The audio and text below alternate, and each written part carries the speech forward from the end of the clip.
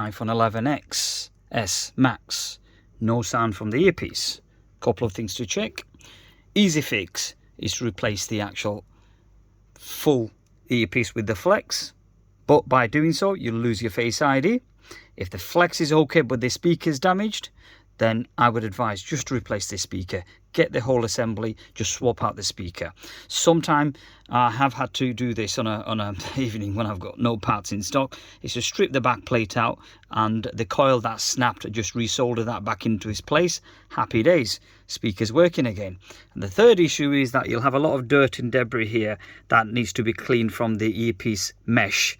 And that tends to sort of block a lot of sound. So some people could be on the idea that this is faulty. It is not.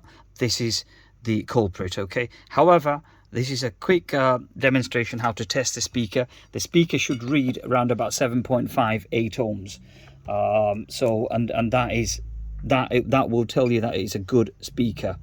I did leave it upside down only because that I didn't think it'd catch that.